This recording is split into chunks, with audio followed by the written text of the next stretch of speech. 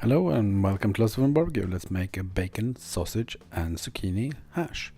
First off, I'm gonna Spiruello zucchini, so I'm peeling it and then I'm using one of these handheld slicer thingies.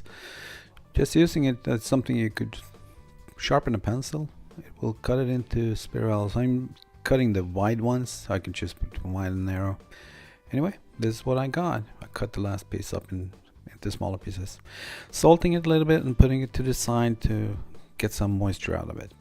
Okay, so I've got a little bit of the thick cut bacon left, or the piece of bacon, so I'm cutting that into slices and then chunks into a frying pan.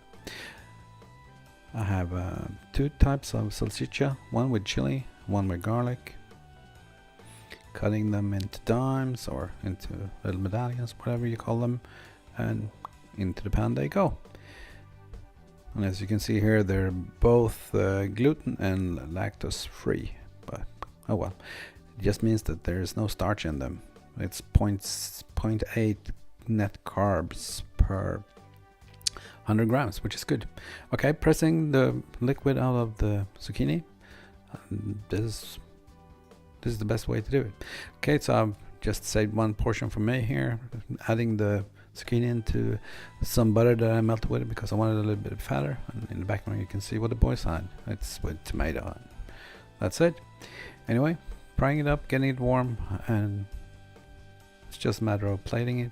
It's not the prettiest dish I ever made, but it was quite tasty. Anyway, time for a taste test. Okay, there we go. Very simple keto hash made of zucchini, salchicha, chili and garlic, and some bacon. Let's try it.